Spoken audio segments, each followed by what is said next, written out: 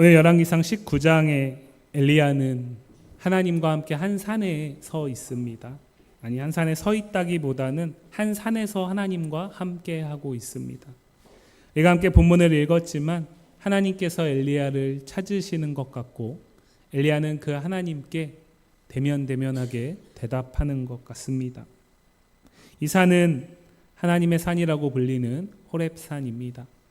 구약성경 안에서 우리가 오늘 본문뿐만 아니라 특별히 모세와 관계되어서 모세가 떨기나무 가운데 하나님을 만났던 산, 그래서 하나님께서 모세에게 소명을 주셨던 산, 그리고 그렇게 소명을 받고 출애굽한 이스라엘 백성들을 이끌고 광야에서 하나님께서 율법, 언약, 십계명을 주셨던 산, 그 산이 바로 이 산입니다. 그런데 오늘 엘리야는 이 하나님의 산 호렙에서 하나님과 함께하기 이전에는 또 다른 산에 하나님과 함께 했었습니다. 이번 주간 우리가 함께 묵상했던 말씀 가운데 열왕기상 18장 말씀에 아마 성경에서 가장 위대한 승리라고 할 수 있고 아마 성경에서 가장 극적인 온도의 차이를 나타내는 말씀을 찾자면 열왕기상 18장과 19장의 이 두 말씀이라고 할 수 있을 만큼 18장에서 엘리야가 서 있었던 그 산 갈멜산에서는 하나님이 엘리야를 통해서 놀라운 승리를 보여주셨습니다. 도대체 18장과 19장에 하나님과 엘리야는 산에 함께하고 있는데 18장에서는 왜 놀라운 승리를 경험하고 그 하나님을 찬양했던 엘리야가 오늘 19장에서는 하나님과 마치 하나님과 상관없는 사람인 것처럼 대면대면하게 어색하게 그렇게 대답하고 있는지 오늘 우리가 함께 읽은 본문은 9절부터 14절 말씀이지만 19장 말씀을 토대로 함께 살펴보도록 하겠습니다. 일단 우리가 쉽게 생각할 수 있는 것은 이런 것이죠. 갈멜산에서 하나님께서 놀라운 승리를 경험하게 하셨고 그 놀라운 승리를 찬양했던 엘리야가 어떻게 이렇게 돌변할 수 있냐. 엘리야 참 믿음이 없다. 그렇게 되면은 이제 소위 말하는 영적인 문제로 치부해 버리고 끝나는 것입니다. 엘리야가 하나님이 그에게 베푼 게 얼만데 믿음이 없구나. 이걸로 그냥 끝나는 거죠. 근데 이게 사실은 우리가 찾아가는 제일 쉬운 답 가운데 하나인 것 같습니다. 우리가 인생을 살아가면서 많은 일들을 겪습니다. 물론 본질적으로는 하나님께서 모든 일을 주관하시기 때문에 하나님의 손에 들려지지 않은 일들은 아무것도 없죠. 그런 의미에서는 모든 것은 하나님께서 해결하셔야 풀리는 문제 맞습니다.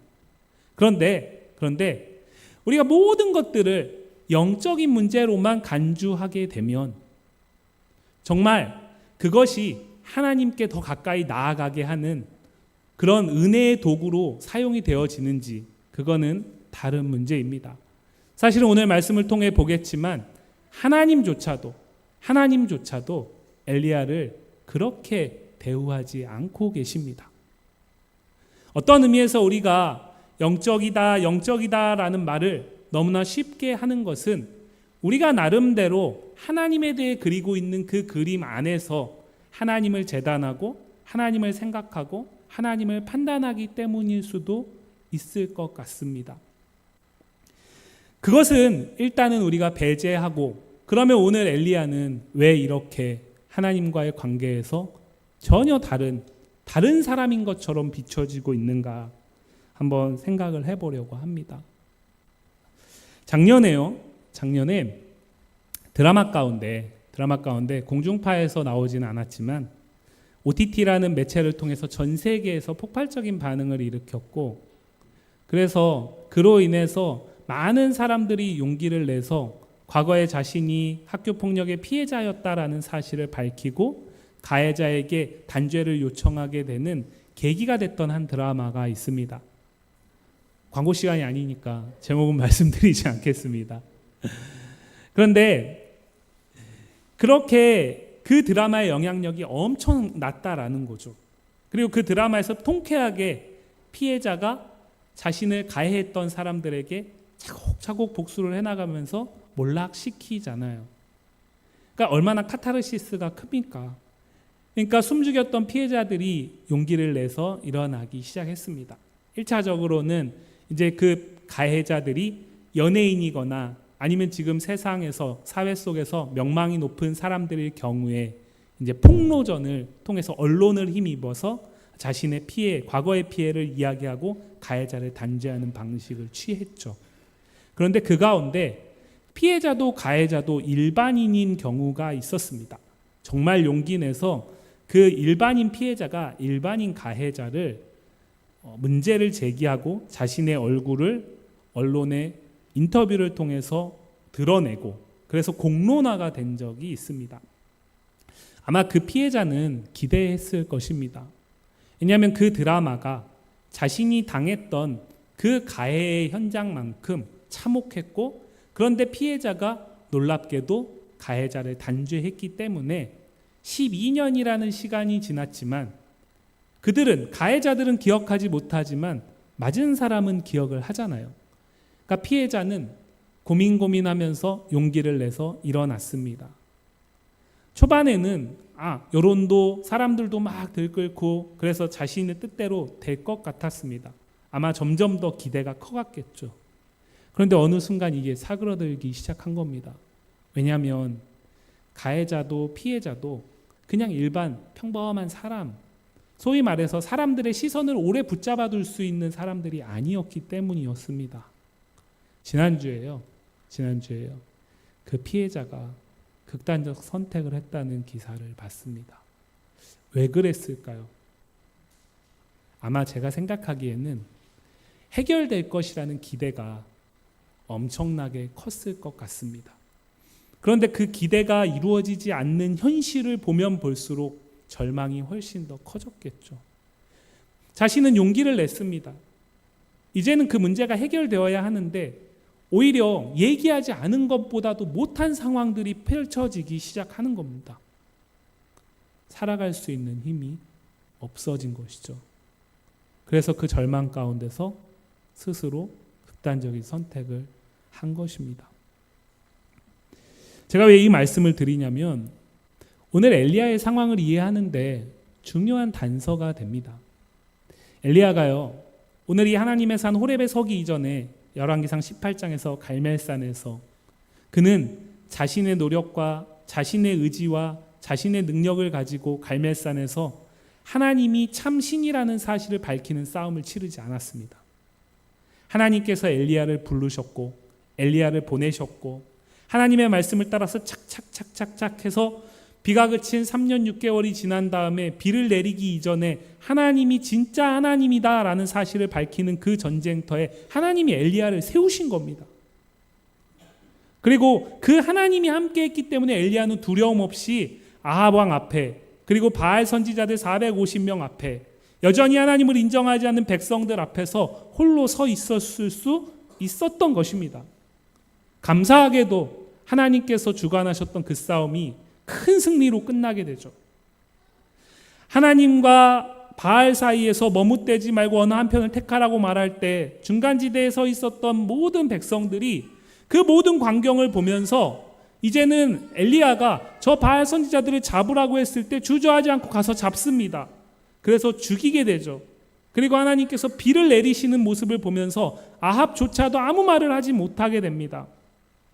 열왕기상 18장 46절을 보시면 여호와의 능력이 엘리야에게 임함에 그가 허리를 동이고 이스라엘로 들어가는 곳까지 아합 앞에서 달려갔더라. 사실은 이 이스라엘 왕국의 실세는 아합이 아니라 이세벨이었거든요. 근데 이세벨이 있는 이스라엘로 달려가는 그 아합을 마치 자기가 앞에서 그 아합의 권위를 인정해서 종으로서 이렇게 수행하는 것처럼 아합의 발걸음에 함께할 만큼 엘리야는 하나님의 능력이 함께하고 있었다라는 것이죠. 그럼 엘리야는 어떤 기대를 가지고 이세벨이 있는 이스라엘로 가고 있었을까요?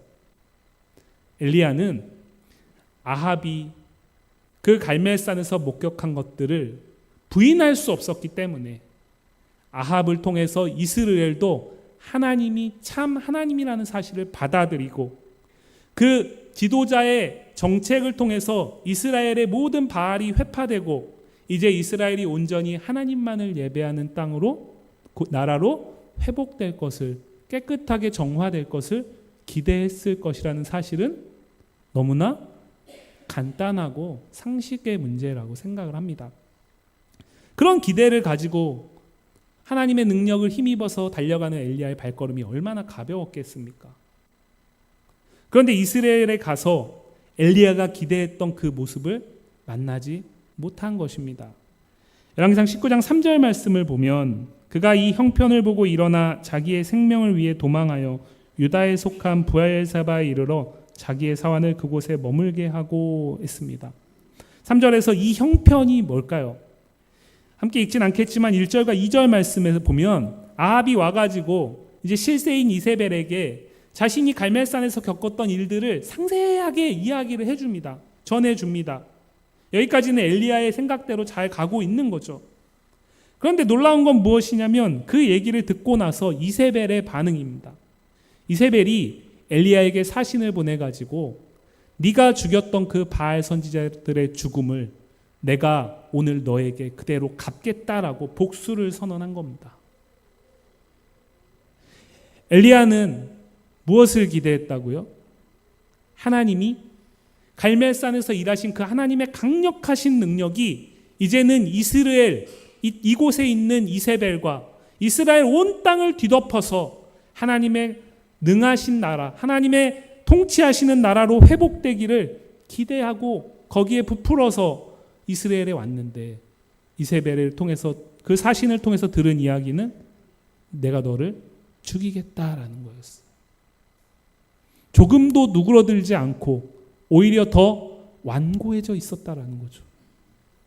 실제로 이세벨은 18장에 보면 과거에 하나님의 선지자들을 잡아 죽인 경력이 있습니다.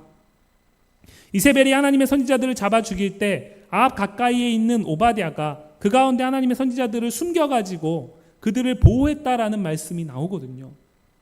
그러니까 이세벨에게 이 말은 그냥 던지는 말로 엘리야가 받아들일 수가 없는 것이죠. 그래서 어떻게 합니까? 황급하게 일어납니다. 성경은 정확하게 이야기합니다. 자기의 생명을 위해 도망했다. 이스라엘은 북이스라엘의 북쪽에 있는 땅입니다. 거기에서 남쪽 유다의 그 북이스라엘의 영역 안에서 최남단에 있는 브엘세바까지 내려온 것이죠.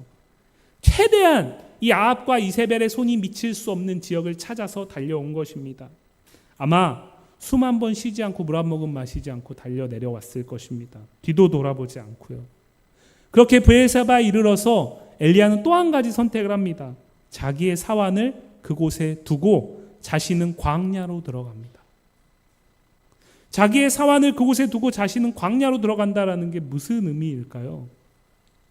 지금까지 사환은 엘리야를 통해서 일하시는 하나님의 사역에 동참하고 그것을 가까이서 지켜보고 돕고 함께했던 사람입니다. 그런데 그 사람조차도 지금 엘리야에게는 전혀 위로가 되지 못하는 겁니다. 그것을 우리는 무엇을 통해 알 수 있냐면 우리가 함께 읽었던 본문 안에서 하나님이 엘리야에게 묻는 질문에 엘리야가 한결같이 대답하는 나만 남았다라는 거죠. 나만 남았다라는 거예요. 엘리야 무엇 때문에 그렇게 했냐면 10절 말씀을 보시면 여호와를 향한 열심 때문에 그렇게 했습니다. 여기서 말하는 이 열심은 내가 하나님께 우리가 소위 얘기하는 자녀들에게 열심히 공부해라 말하는 그 열심이 아니라 여기서 말하는 열심은 하나님이 하나님을 참신으로 여기지 않는 아합과 이스라엘 백성들을 향해서 우상을 섬기는 그들을 향해서 강력하신 질투를 품고 계시는 그 질투를 이야기하는 겁니다. 민수기 25장에 보면 이 질투 때문에 비느하스가 하나님을 예배하지 못하고 하나님 앞에 범죄하게 만드는 사람들을 죽이는 데 앞장서게 되거든요. 그것을 이야기하는 것입니다. 다시 말씀드려서 엘리야는 지금 자신을 위해서 이 일을 한 것이 아닙니다. 하나님 때문에요. 하나님의 영광 때문에요. 하나님의 하나님 되심 때문에 그것이 드러나지 않는 이스라엘 땅을 내버려 둘 수 없는 하나님의 그 질투를 엘리야가 그대로 품고 행하는 것입니다. 그것을 이렇게 얘기한 것이죠. 만군 하나님 여호와께 나는 열심히 하나님의 그 질투하심을 따라서 특별하게 하나님의 종으로 이 모든 일을 감당해 나갔는데 그런데 이제 그것 때문에 내가 죽임을 당하게 됐다라는 겁니다. 그리고 이제 더 절망스러운 건 무엇이냐면 나까지 죽게 되면 이제 이 일을 할 사람이 아무도 없다라는 이야기를 하는 겁니다. 기대가 큰 만큼 그로 인한 낙담의 무게는 훨씬 더 클 수밖에 없습니다. 더군다나 엘리야는 하나님의 일하심을 추상적으로 간접적으로 듣거나 아니면은 과거의 어떤 일이 아닌 바로 직전에 그 현장 속에서 가장 중심에 있었던 사람이라는 거죠. 그런데 하나님께서 엘리야가 기대한 그 결과를 주지 않으시는 겁니다. 그런데 잘 생각해 보면요, 그렇기 때문에 하나님이 우상의 바알과 다른 분 아니겠습니까? 열왕기상 18장에 보면 바알 선지자들이 바알에게 불을 내리려고 하는 그 반나절의 행동이 그대로 나오는데, 그들은 결국엔 대답하지 않는 신임을 알면서도 자신의 방법대로 자신의 생각대로 바알을 부르고 바알을 찾고 그 바알을 신이라고 여기는 것입니다. 다시 말씀드려서 우상은 사람이 만든 것이기 때문에 사람에게 좌지우지되는 것이죠. 사람의 기대를 채우는 것입니다. 사람의 기대를 채울 때만 우상은 그 자리에서 신이라는 자리를 지킬 수 있는 것입니다. 그런데 하나님은 사람의 기대를 채움으로써 자신의 자리를 지켜내시는 분이 아니십니다. 모세가 이 하나님의 산 호렙 떨기나무 가운데서 그가 80세에 하나님께서 그를 찾아오셨을 때 하나님의 이름을 묻습니다. 그때 하나님께서 나를 여호와라고 얘기를 하죠. 그건 이름이 아닙니다, 사실은. 하나님은 스스로 있는 분이시라는 거죠. 그는 어떤 누구의 기대를 먹고 사시는 우상이 아니라는 겁니다. 어떤 다른 사람들의 어떤 손길로 인해서 빚어진 사람이 고안해낸 것이 아니라는 거죠. 이 땅의 모든 것이 존재하기 이전에 홀로 계셨던 분이시다는 얘기를 하는 겁니다. 그 얘기는 무슨 얘기냐면 누구도 하나님보다 크신 분은 없다라는 이야기를 하는 겁니다. 하나님의 뜻이 언제나 선한 이유가 바로 거기에 있습니다. 하나님이 우리에게 맞닥뜨리게 하는 결과가 언제나 우리가 기쁨으로 받아들여야 하는 이유가 바로 거기에 있습니다. 왜요? 하나님이 우리보다 크시기 때문에. 언제나 하나님이 우리의 기대만을 채우신다면 그 하나님은 내가 하나님이라고 부르는 하나님일 뿐인 거죠. 왜요? 그렇게 되면 내 기대를 채우지 못하는 순간 마치 이스라엘 백성들이 하나님이라는 그 여호와 하나님은 우리를 애굽에서 가나안까지 인도하는 이 역할만 하실 수 있는 신, 가나안 땅에 정착해서 우리가 농사를 짓고 살아갈 때 풍요를 주는 그 능력은 하나님은 하실 수 없는 분. 그래서 그들은 바알을 섬겼던 것이거든요. 그렇게 반응할 수밖에 없다라는 거죠. 지금도 많은 사람들이 교회를 찾는 많은 이유들이 있습니다. 삶의 많은 질고를 통해서, 고난을 통해서, 어려움을 통해서 지푸라기라도 잡는 심정으로 교회를 찾아 하나님을 찾고 구합니다. 그 가운데 어떤 분은 자신의 문제가 해결되는 것을 경험하죠. 그러면은 그분이 그것을 통해서 결국에는 더 깊은 하나님께로 나아갈 수 있어야 되는 것입니다. 그런데 대부분은 거기에 머뭅니다. 문제가 해결됐기 때문에 하나님이 그에게 믿음을 주시지 않으시면 머물 수 없는 것입니다. 왜냐하면 나는 무엇 때문에요? 내 기대가 해결되기를 원하면서 찾아왔기 때문에. 하나님이 먼저 우리를 부르신 것이 아니라 내가 하나님을 선택했기 때문에. 그러면 그 기대, 내가 선택한 그 이유가 이제는 충족된 후에는 필요가 없는 것이죠. 그 반대 경우도 마찬가지입니다. 만약에 내가 원하는 기대를 교회에서 하나님이 채워주지 못한다면 있을 이유가 없는 것이죠. 그 문제를 해결할 수 있는 다른 신을 찾는 게 훨씬 현명한 것입니다. 그렇기 때문에 전자건 후자건 이것은 하나님을 하나님으로 인식하지 못할 때 나타나는 모습이라는 거죠. 만약에 우리가 하나님께 무엇인가를 기대를 가지고 하나님 앞에 설 때에 하나님께서 그것을 우리에게 허락하신다면 그것은 하나님이 우리를 긍휼히 여기셔서 은혜를 베푸신 결과이기 때문에 감사해야 할 이유인 것이지 그를 통해서 하나님을 증명했다라고 받아들일 이유가 될 수는 없다라는 겁니다. 그렇기 때문에 우리의 기대대로, 엘리야의 기대대로 일하지 않으시는 하나님이시기 때문에 진짜 하나님이시고 크신 분이시라는 사실을 기억하실 수 있기를 바랍니다. 두 번째로 하나님께서는 서두에 말씀드렸듯이 이 문제를 영적인 문제, 믿음의 문제라고 쉽게 판단하지 않고 계시다라는 겁니다. 엘리야는 지금 하나님을 떠나고 있습니다. 이세벨을 떠나가지고 이세벨의 눈으로부터 벗어나기 위해서 멀리 가고 있습니다. 육체적으로는, 물리적으로는 이세벨을 떠나고 있지만 사실은 그 마음에서는 하나님으로부터 점점 더 멀어지고 있습니다. 왜냐하면 열왕기상 18장의 갈멜산의 사건, 그 앞에 17장부터 엘리야의 기사를 보면 하나님께서 먼저 말씀하시고 거기에 엘리야가 반응하고 그 다음에 하나님께서 그 말씀을 따르는 엘리야에게 약속을 허락하시는 본문들이 계속 반복되거든요. 그런데 오늘 이 19장 본문 안에서는 하나님이 지금 개입하지 않고 계십니다. 하나님께서 말씀하지 않으신다라는 겁니다. 하나님께서 엘리야의 지금 이 상황을 마치 괘씸히 여기는 것처럼 오해할 수도 있을 만큼 하나님도 엘리야로부터 멀리 떠나고 계시는 것 같다라는 거죠. 그런데 그렇게 광야의 로뎀나무 아래에서 자신의 사환까지도 떨쳐두고 홀로 그 머리맡에서 잠을 청하고 있는 엘리야를 하나님께서 찾아오시죠. 열왕기상 19장 5절과 6절 말씀인데요. 한번 같이 보겠습니다. 열왕기상 19장 5절과 6절 말씀. 로뎀나무 아래에 누워 자더니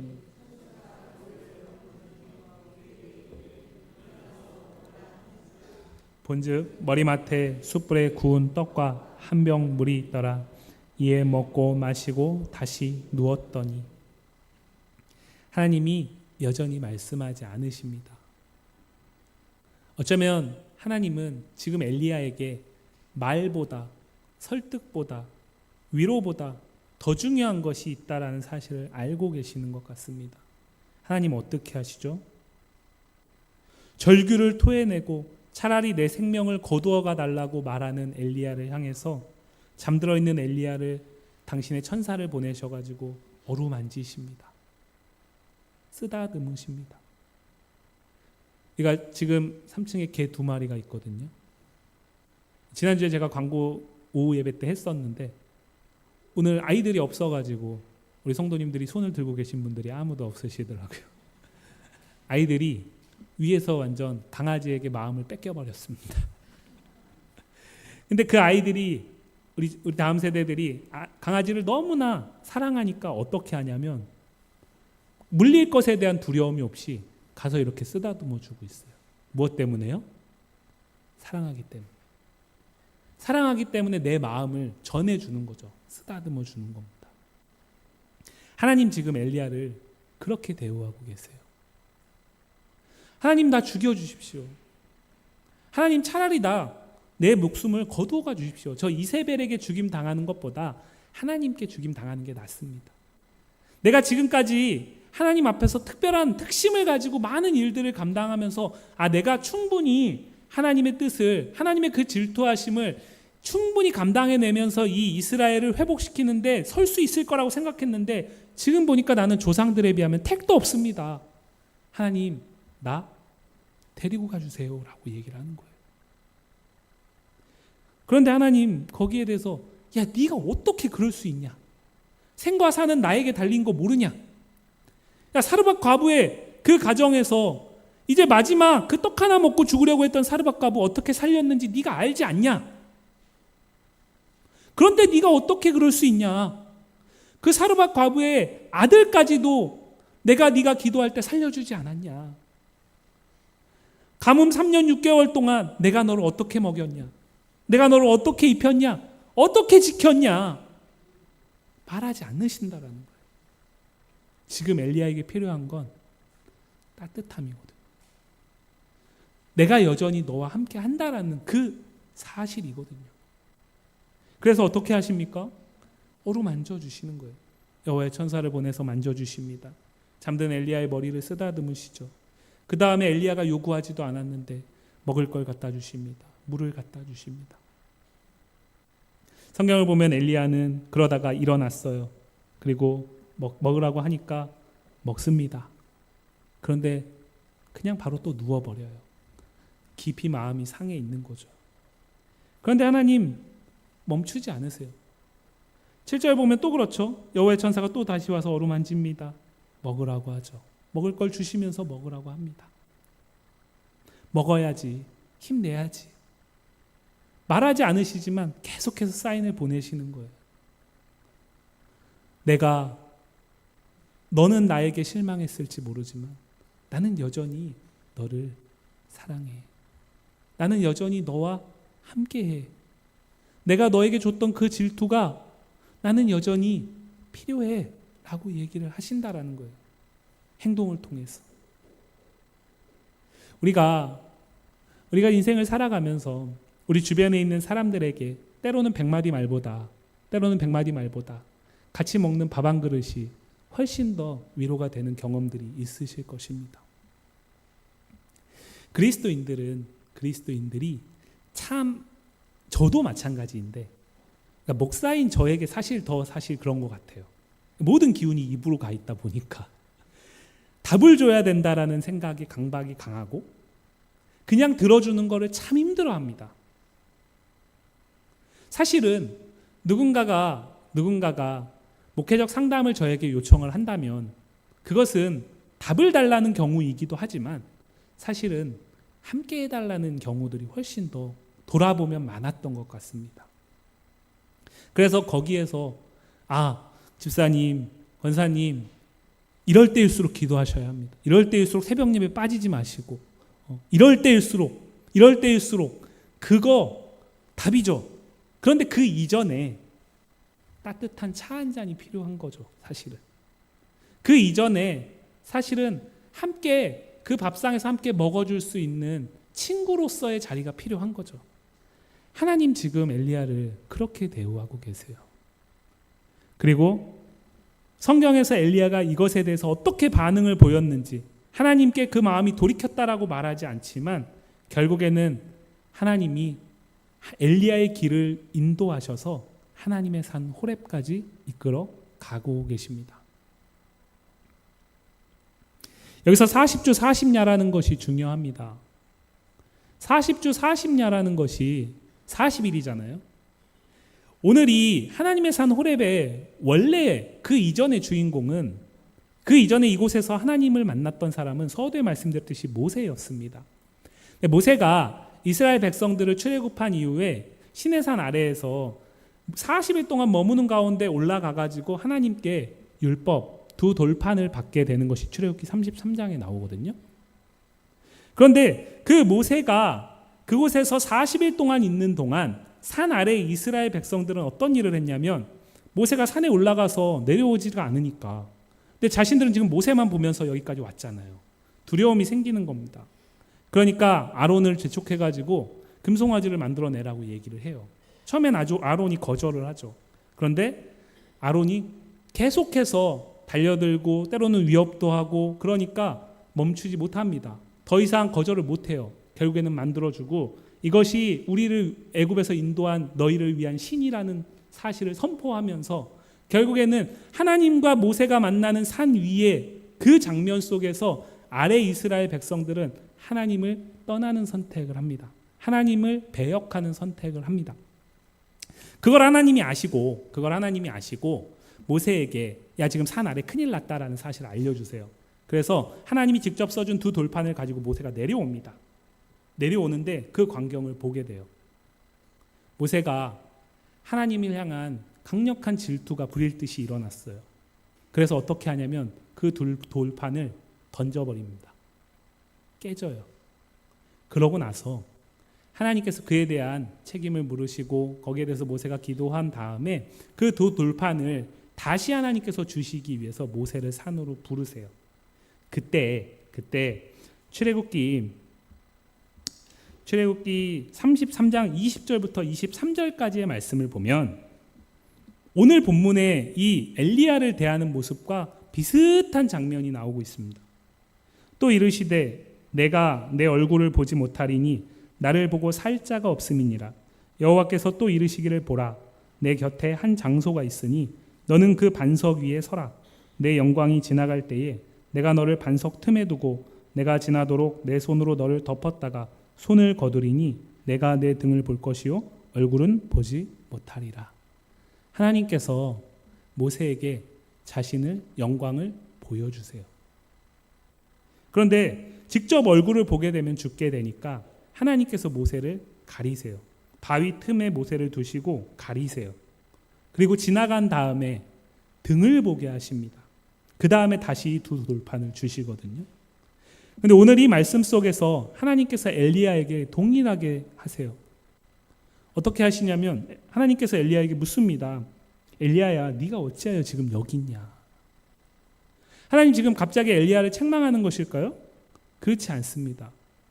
깊은 절망 속에서 하나님에 대한 회의가 생긴 엘리야를 스스로 답을 찾아갈 수 있도록 질문을 던지시는 거예요.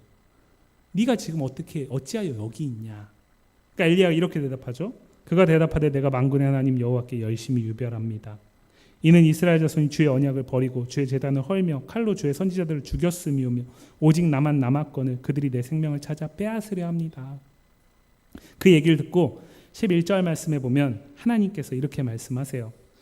11절과 12절 말씀인데요. 거기 보면 하나님께서 너 지금 나가가지고 이 산에 서라. 엘리야가 와가지고 동굴 안에서 지금 여전히 칩거하고 있거든요. 산에 서라. 그러면서 하나님께서 지나가시는데 성경이 이렇게 얘기를 하죠.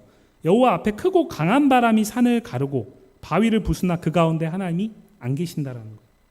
바람 후에 지진이 있으나 지진 가운데 하나님이 안 계세요. 지진 후에 불이 있으나 불 가운데 여호와께서 계시지가 않아요. 그 이전에 모세에게서는 이러한 모습 속에서 하나님이 계셨거든요. 이런 모습 속에서 하나님을 보이셨거든요. 근데 엘리야에게는 이 강력한 능력의 모습으로 보이지 않으세요. 그 지진 후에 불이 있는데 불 가운데도 안 계세요. 그런데 불 후에 세미한 소리가 있었다라고 성경이 얘기를 하죠. 그런데 놀랍게도 칩거하고 있던 엘리야가 일어납니다. 그 세미한 소리를 듣고 어떻게 합니까? 겉옷으로 얼굴을 가려요. 그 이전에 모세는 하나님께서 덮으셨잖아요. 엘리야가 겉옷으로 얼굴을 가립니다. 무슨 얘기일까요? 하나님의 임재를 느끼는 겁니다. 직접 보면 안 되기 때문에 스스로 얼굴을 가리는 거죠. 그러고 나서 다시 그 세미한 소리에 귀를 기울입니다. 뭐라고 얘기를 하시죠? 엘리야야, 네가 어찌하여 여기 있냐? 14절 말씀 보면 대답은 바뀌지 않습니다. 답은 나와 있지 않습니다. 하나님의 산 호렙에 와서도 엘리야는 여전히 답을 찾지 못한 것 같습니다. 그런데요, 하나님은 엘리야에게 중요한 사실을 지금 보게 하는 겁니다. 열왕기상 18장 그 갈멜산에서 엘리야가 경험한 하나님은 어떤 분이십니까? 강력한 바람 가운데 강력한 능력을 행하시고 지진을 일으키시고 물로 적신 장작에 불을 내리시면서 도랑까지 핥으시고 3년 반 동안 내리지 않는 비를 폭풍우를 몰아서 내리게 하시는 분 아니셨습니까? 그 하나님을 경험한 이후에 엘리야는 자신의 기대를 키워나갔습니다. 그런데 19장에서 그 하나님을 만나지 못하게 되죠. 전혀 상관없이 어느 그 능력을 상실해버린 것 같은 하나님을 만나게 됩니다. 그러니까 엘리야는 절망할 수밖에 없었던 거예요. 그런데 하나님 이렇게 말씀하시는 거예요. 네가 경험한 그게 나의 전부가 아니라는 거예요. 너는 언제나 내가 강력한 능력으로만 너에게 임할 것을 기대하지만 나는 능력으로 임하기도 하지만 때로는 너에게 세미한 음성으로 다가가기도 한단다. 네가 경험하고 네가 아는 것이 전부가 아니야. 너의 생각에 나에 대한 인식을 가두지 말라는 겁니다. 지평을 넓혀주시는 거예요. 우리 가운데도 이런 모습들이 있습니다. 저는 어렸을 때부터 합동교단에서만 쭉 자라왔고요. 그러다 보니까 소위 말하는 보수교단에 대한 자부심이 큽니다. 지난 2년 동안 많이 사그라들었어요. 그 또한 하나님께서 하시는 일이라는 생각을 합니다. 그런데 저와 같이 보수교단에서만 쭉 신앙생활 한 사람들은 부르짖어 기도하는 거를 들으면 부담스러워하고 불편해합니다. 왜냐하면 자신의 신앙생활 속에서 자신이 만났던 하나님은 귀막히신 분이 아니시거든요. 세미한 음성으로 내가 하나님 앞에 기도할 때에도 능히 들으시는 분이시거든요. 그렇기 때문에 나와 다른 방식으로 하나님께 매달리고 하나님을 찾는 사람을 받아들이는 걸 힘들어합니다. 그 반대 경우도 마찬가지입니다. 우리와 같이 보수교단의 교회에 순복음교단이나 아니면 성결교회에 속해서 분들이 오시면 힘들어합니다. 마치 장례식장 같다라고 얘기하는 것도 전 들었습니다. 새벽 예배 왔는데 부르짖어 기도를 해야 되는데 자신은 부르짖어서 하려고 그러는데 조용한 거예요. 근데 이게 맞는 거고 이게 맞는 거고가 아니라 이것도 맞는 거고 이것도 맞는 거잖아요. 우리가 경험한 것 이상의 하나님을 생각하기 어렵습니다. 우리는 우리가 나름대로 기대하는 그 하나님에 대한 그림이 있어서 그것과 다른 그림을 하나님이 내게 보여주실 때 받아들이기가 어렵습니다. 그런데 엘리야가 오늘 이 갈멜산의 놀라운 승리 이후에 호렙산에 이르기까지의 이 말도 안 되는 변화의 모습이 바로 거기에 있었다라는 사실을 엘리야 스스로 느끼게 하시는 겁니다. 왜 엘리야가 이런지 아십니까? 그러니까 엘리야가 하나님에게 대한 실망이 크면 클수록 자기 연민이 점점 강해지는 겁니다. 자기 연민이 강해지니까 자기 비하가 강해지죠. 엘리야가 했던 말을 잘 보면 사실은 너무 과장돼 있거든요. 10절 말씀과 14절 말씀이 똑같은데 14절 말씀 보시면 이스라엘 자손이 주의 언약을 버렸습니다. 그래서 주의 제단을 헐었습니다. 칼로 주의 선지자들을 죽였습니다. 이것은 갈멜산 이전에는 맞았던 이야기입니다. 그런데 갈멜산에서는요, 엘리야가 백성들을 통해서 주의 제단을 수축했습니다. 엘리야가요, 헐었던 주의 제단을 수축했습니다. 칼로 주의 선지자들을 죽인 것이 아니라 그 칼로 바알 선지자들을 죽였습니다. 그렇죠? 엘리야가 그 절망의 깊이가 너무 커지니까 자기 연민과 자기 비하만 남아버려서 하나님이 행하신 일에 대한 판단 자체를 제대로 못하고 있는 겁니다. 무엇보다 오직 나만 남았다라는 이 말은 절대로 아니라는 사실을 하나님이 이야기하는 거죠. 왜요? 엘리야가 갈멜산의 그 사건을 일으키기 이전에 오바댜를 통해서 이미 그 이세벨이 여호와의 선지자를 다 죽이는 상황 속에서 오바댜를 통해 하나님이 숨기신 자들이 있다라는 사실을 들었거든요. 그리고 하나님께서 오늘 열왕기상 19장 18절 말씀에 이렇게 말씀하시죠. 같이 한번 읽어볼까요? 그러나 내가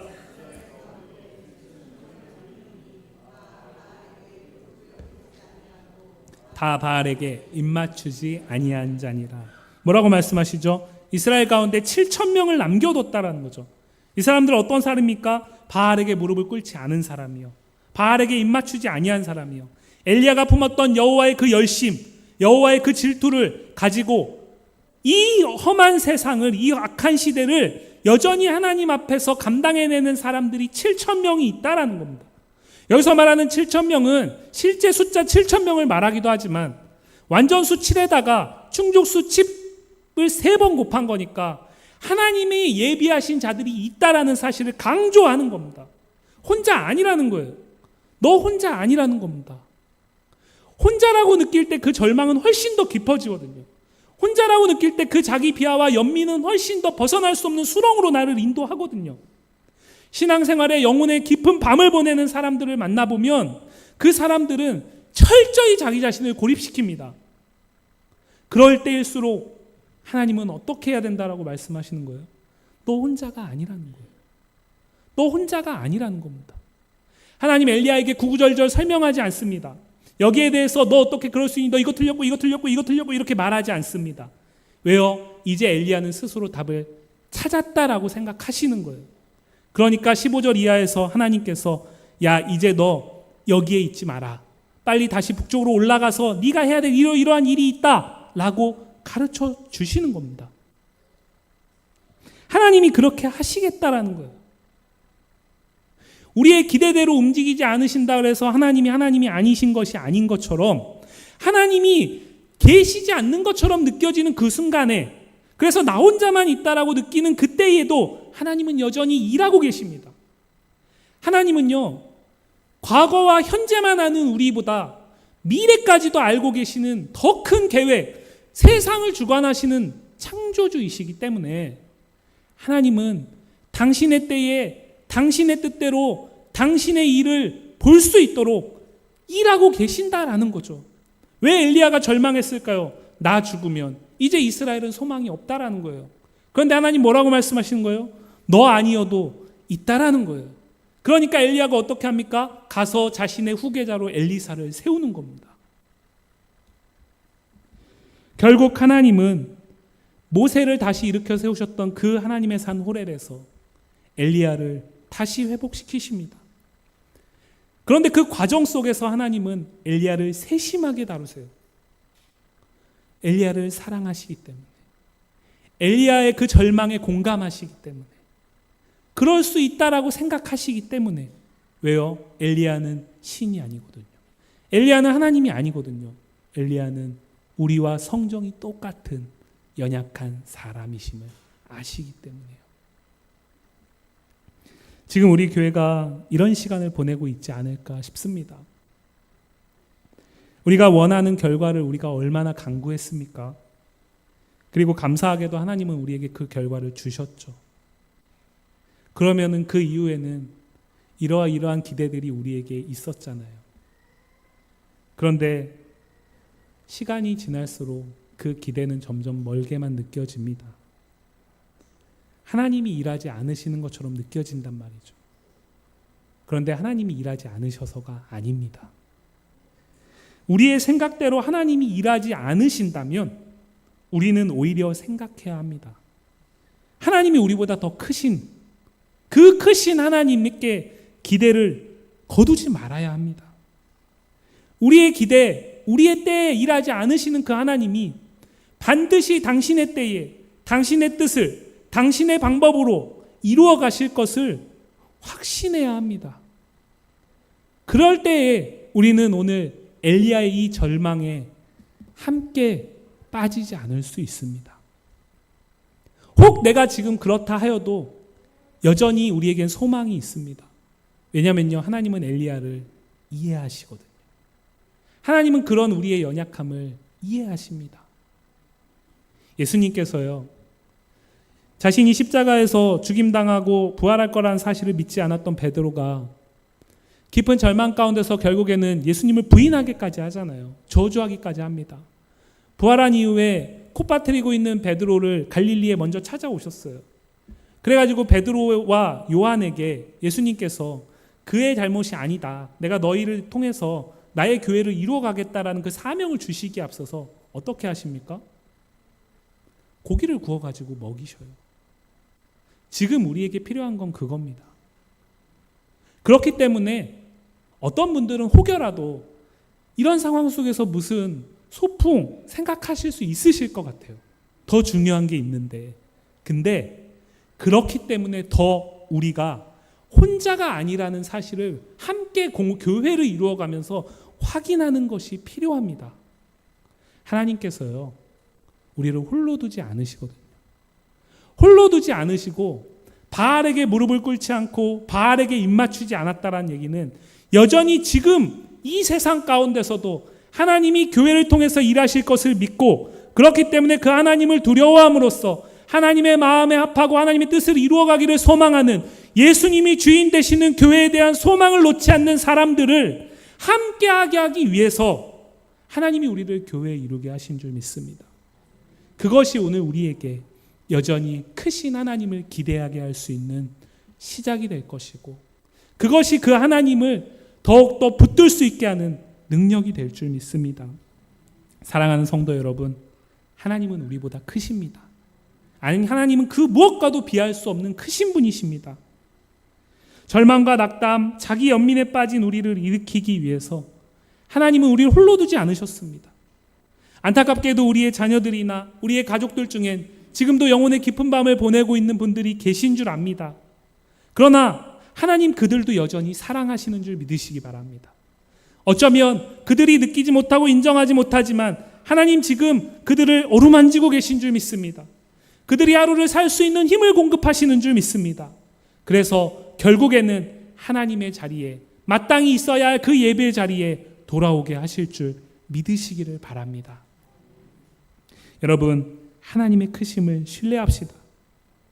크신 하나님께서 우리를 홀로 두지 않으시고 지금도 우리 안에 일하고 계심을 믿음으로 더욱 피차 위로하고 피차 사랑하며 한 몸을 이루어가며 우리가 오늘 찬양으로 고백했듯이 오직 어린 양 예수만 따라가는 무리, 공동체, 교회이기를 간절히 소망합니다. 기도하겠습니다.